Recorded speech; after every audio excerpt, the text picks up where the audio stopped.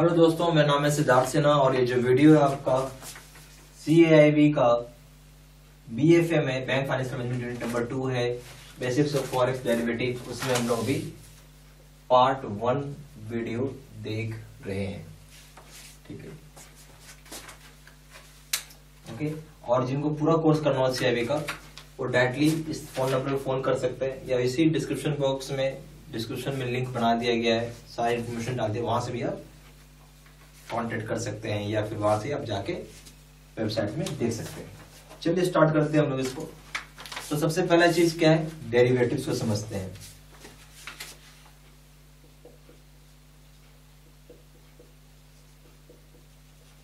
और यहाँ बात हो रही है फॉरेक्स की डेरिवेटिव्स, यानी फॉरेन करेंसी की डेरिवेटिव्स की बात हो रही है। तो डेरिवेटिव एक तरीके का इंस्ट्रूमेंट हम बोल सकते हैं, ठीक है, जिसको कि अगर हम ऐड कर देते हैं एक्सपोजर पे। सबसे बड़ा चीज होता है एक्सपोजर क्या है, वो भी मैं समझाता हूँ।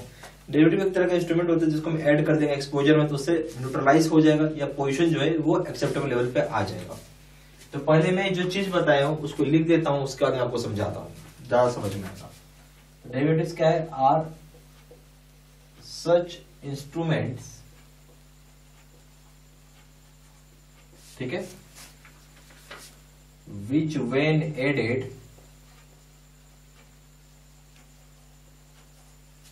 to the exposure, ठीक है, will neutralize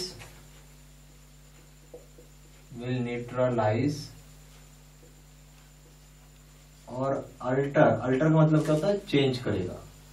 अल्टर मतलब चेंज करेगा टू एक्सेप्टेबल लेवल्स।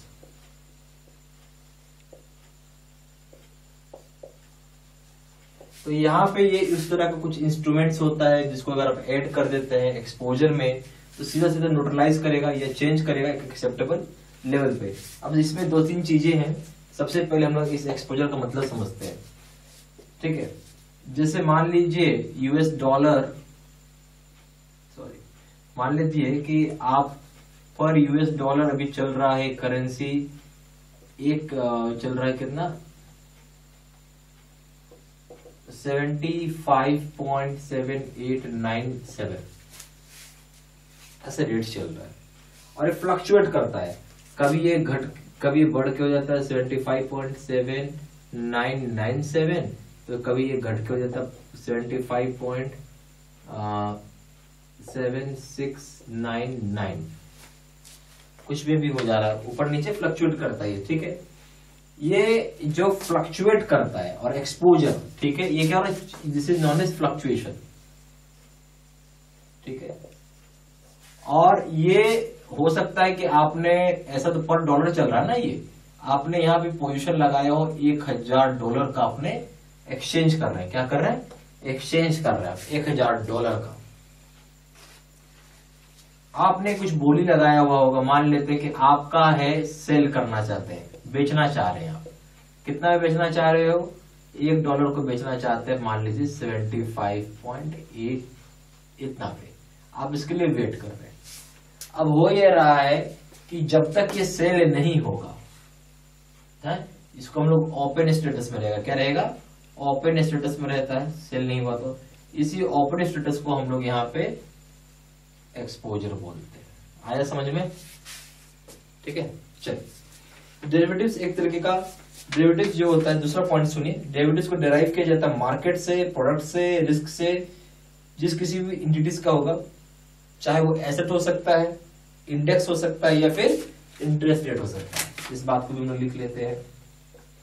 अब डेरिवेटिव्स को कहीं से भी डिराइव कर सकते हैं। Derivatives are derived from markets,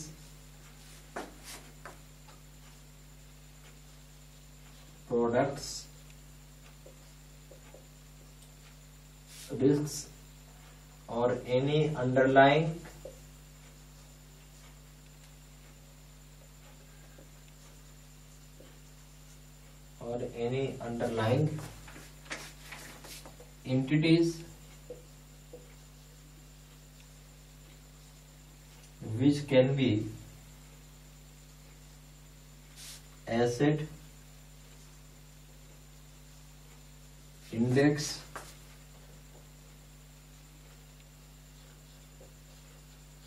interest rate. Derivative derive कहां से होगा आपका? डेरिवेटिव को हम लोग डिराइव कर सकते हैं मार्केट से, प्रोडक्ट से, रिस्क से, या फिर कोई भी अंडरलाइन इंटिटीज होगा जो कि एसेट हो सकता है, इंडेक्स हो सकता है, इंस्ट्रूमेंट रेट हो सकता है। फिर डेरिवेटिव्स एक तरह का फाइनेंशियल इंस्ट्रूमेंट है जो हेजिंग में काम आता है। हेजिंग का मतलब होता है रिस्क को कम करना। ठीक है, तो आप ये बात लिख सकते हैं कि डेरिवेटिव्स आर फाइनेंशियल इंस्ट्रूमेंट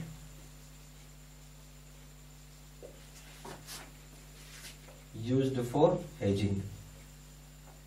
या फाइनेंशियल इंस्ट्रूमेंट बोल सकते हैं या बोल सकते हैं हेजिंग इंस्ट्रूमेंट।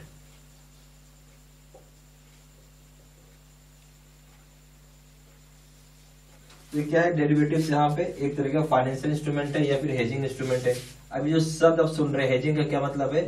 रिस्क को मिनिमाइज करना, to minimise risk, to minimise risk को आप सीधा सीधा कम करना चाहते हैं। हेजिंग का मतलब रिस्क को कम करना। एग्जाम्पल से समझिए, जैसे मान लेते हैं, मैं आपको एक एग्जाम्पल समझा। जैसे मान लीजिए कोई रिलायंस का अपने कंपनी है, पता चला कि आपने एक शेयर लिया, ठीक है। रिलायंस का भी ऐसा मान लीजिए, रिलायंस का जो एक शेयर का प्राइस चल रहा है वो रख लेते हैं हम लोग 2200 रुपए, ठीक है। अब आपने क्या किया इस शेयर को, अगर आप 505 शेयर, इसमें क्या होता है बेसिकली आपको लॉट में लेना होता है। अब ज्यादा में हम लोग डीप नहीं जाएंगे, लॉट क्या होता है। आप समझिए 505 शेयर खरीदना चाहते हैं आप, तो आपको पे करना होगा 2200, 505 शेयर इंटू मल्टीप्लाई बाय 2200, जो भी आएगा, मान लेते 10 लाख रुपए आएगा, ठीक है। अब आपको इतना रुपए देना होगा, पर अगर आप हेजिंग करते हैं ना, इसको यूज करोगे, तो आपको 10% से 25% के बीच का रेंज आपको पे करना होता है। तो मान लो कि 2 लाख रुपए ही पे किया आपने।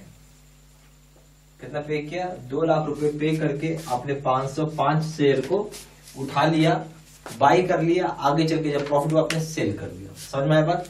This is known as hedging. अब समझिए बात, अब यहाँ पे 2200 रुपए में आपने इसको क्या किया? बाई किया है। तो ये आपका 2200 रुपए खरीद पड़ा आपको, ठीक है। और पता चला कि 2400 हो गया, अब आपको क्या हो गया? ये प्रॉफिट होने लगेगा, है ना, ठीक है। प्रॉफिट और लॉस समझिए, प्रॉफिट हो रहा है आपको, और अगर ऊपर घटने लगा 2000 पे चला गया तो आपको क्या हो गया? लॉस हो गया, ठीक है। अब ये जो प्रॉफिट हो रहा है, ये प्रॉफिट आप अनलिमिटेड होगा, मतलब जितना चाहे उतना ज्यादा आप कमा सकते हैं, जितना बढ़े उतना आपका प्रॉफिट। लॉस मिनिमाइज हो गया, लॉस क्या है? फिक्स हो गया, फिक्स्ड बोलो या फिक्स से बेटर है मिनिमाइज बोलिए, यहां पे मैं लिखता हूं क्या हो गया? मिनिमाइज। क्यों? क्योंकि जो भी लॉस होगा तो 2 ही लाख का लॉस होगा ना, अगर होता है तो भी, उससे ज्यादा तो नहीं होगा। यहाँ 10 लाख का तो नुकसान नहीं होगा, आपने 8 लाख बचा लिया, पर प्रॉफिट अनलिमिटेड है। यही चीज होता है डेरिवेटिव का काम, ठीक है।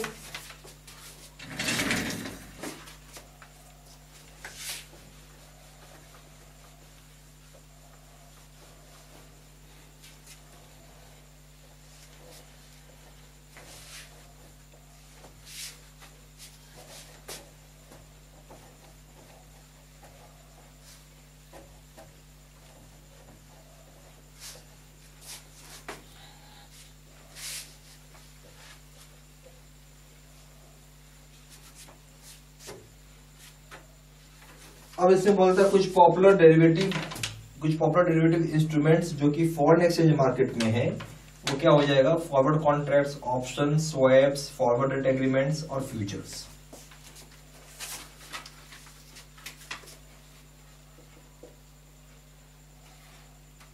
सम popular derivative instruments,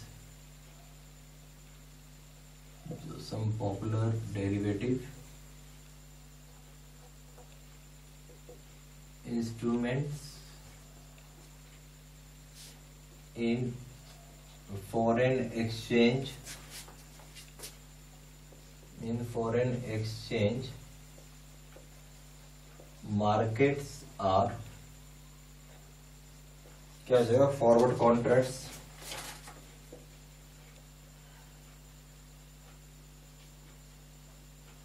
are forward contracts options swaps forward rate agreements, इसको ना हो जाएगा FRA बोलते हैं, forward rate agreement and futures. तो क्या है, पॉपुलर डेरिवेटिव्स क्या हो जाएगा, डेरिवेटिव इंस्ट्रूमेंट क्या हो जाएंगे फॉरेन एक्सचेंज मार्केट में, वो हो जाएगा forward contracts, options, swaps, FRA यानी फॉरवर्ड एग्रीमेंट्स और फ्यूचर्स। ठीक है, तो मतलब डेरिवेटिव इंस्ट्रूमेंट का काम ही है कि रिस्क को मैनेज करना। ठीक है, क्योंकि अनसर्टेनिटी जुड़ा हुआ रहता है रिस्क। रिस्क में क्या होता है, अनसर्टेनिटी, बहुत ज्यादा लॉस हो सकता है। ठीक है, तो उस रिस्क को कम करना काम है इसका। तो बोल सकते हैं derivative instrument is used to manage risk because of uncertainty, to manage risk because of uncertainty।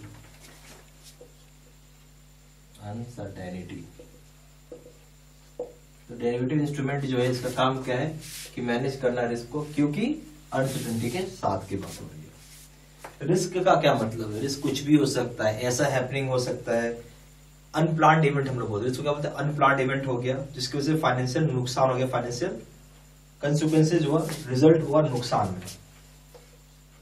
तो हम लोग बोल सकते हैं रिस्क क्या है। तो रिस्क को हम लोग डिफाइंड एज अनप्लान्ड इवेंट।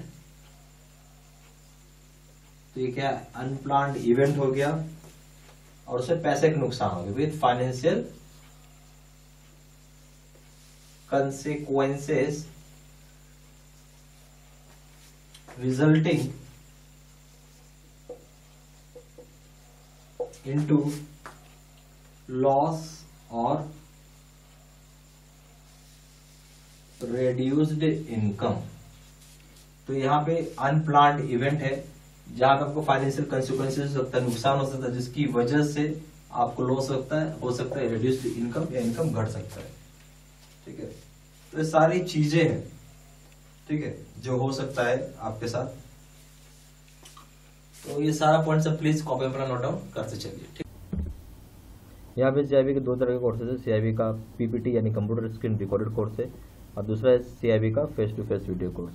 जो CIB का PPT कोर्स यानी कंप्यूटर स्क्रीन रिकॉर्डेड कोर्स है, उसमें क्या होता है कि आपका कंप्यूटर का स्क्रीन रिकॉर्ड किया रहेगा और उसको आपको पढ़ाया हुआ रहेगा। फेस टू फेस पे क्या होता है कि मैं बोर्ड पे आके पढ़ाऊंगा, जैसे कभी आपने जो वीडियो देखा बिल्कुल फेस टू फेस कोर्स था वो, जहाँ मैं बोर्ड पे आके पढ़ा रहा था। ये इस तरह का कोर्स सबसे बढ़िया होता है, बेस्ट होता है। और आप ये मान के चलिए कि ये कोर्स कर रहे हैं तो आप फर्स्ट टाइम में ही आप पास कर जाएंगे, कोई दिक्कत नहीं आता है इसमें। ठीक है, और उसके बाद इसमें एक सबसे बढ़िया चीज़ होती है कि डेप्थ, जो हम लोग डेप्थ खोजते हैं ना कि सब चीज़ कवर किया हुआ रहे, तो आपको इसके अंदर मिलेगा वो। और ये सबसे बेस्ट कोर्स है, सबसे पावरफुल कोर्स है। मैं यही कोर्स करने के लिए आपको रिकमेंडेशन दूंगा। दोनों कोर्सेज को कंपेयर करेंगे, दोनों जगह वीडियो लेक्चर कोर्स है, दोनों जगह केस स्टडी का वीडियो है। यहाँ पे 6000 सेट ऑफ क्वेश्चन बैंक है, 12000 सेट ऑफ क्वेश्चन बैंक है। यहाँ 30 मॉक टेस्ट है और दोनों जगह रिविजन नोट्स है। वैलिडिटी की बात करें, दोनों जगह वैलिडिटी लाइफ लॉन्ग है। पेपर ABM BF हो या BFM और रिटेल बैंकिंग हो, सभी के दाम 800 रुपये, यहाँ सभी के दाम 1500 रुपये। ABM प्लस BFM का दाम यहाँ पे 1500 रुपये, यहाँ पे दाम है 2700 रुपये। अगर आप कॉम्बो पैक करते हैं, रिटेल पेपर एक साथ करते हैं, इसका दाम है 2000 रुपये और इसका दाम यहाँ पे 3500 रुपये। ठीक है, जहाँ जानकारी के लिए फ़ोन कर सकते हैं। फ़ोन नंबर हो जाएगा 4 टाइम्स 9685 दूसरा नंबर 7827546946। वेबसाइट में जाकर डायरेक्टली ऑनलाइन ऑर्डर प्लेस कर सकते हैं। वेबसाइट हो जाएगा www.gibstudymetal.com। ईमेल ID हो जाएगा seatsinha123@gmail.com। ये सारी इन्फॉर्मेशन मैंने इसी वीडियो के डिस्क्रिप्शन बॉक्स में भी डाल दिया है। ठीक है, थैंक यू।